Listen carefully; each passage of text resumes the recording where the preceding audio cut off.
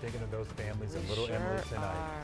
All right, so we know Election Day has come and gone, but tonight some races are still too close to call. Election workers across the country are counting provisional and mail-in ballots. These races will determine which party controls the House. Our Matt Gregory has been tracking one of those contests in Maryland. It's a race where mail-in ballots could make all the difference.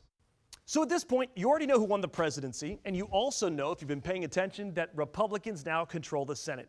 But there is one chamber left, the House of Representatives, where the balance of power hasn't been decided yet. So every one of these 26 races that hasn't been called becomes incredibly important to who will control the House of Representatives. And so many eyes, including ours, are looking at Maryland's 6th district.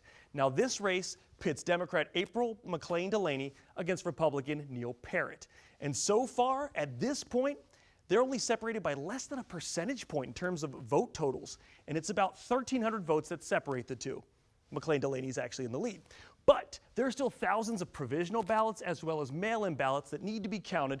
So at this point, neither candidate has conceded defeat and neither candidate has declared victory. Now in the state of Maryland, mail-in ballots count for a lot of the vote total, considering that more than 881,000 were requested this year, and there's still more than 309,000 that have to be counted and canvassed. And there's a large number in Montgomery County, Maryland.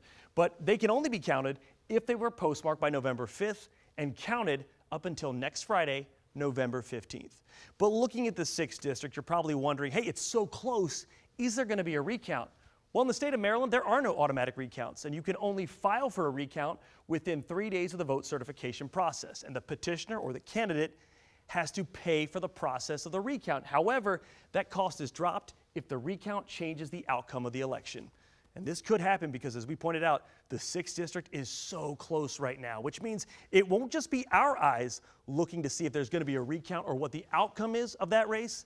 It's going to be nationalized because this will determine the balance of power in the House of Representatives. I'm Matt Gregory, WUSA 9. All right, we're also keeping a close eye on the 7th district race in Virginia. The Associated Press called that race for Democrat Eugene Vindman.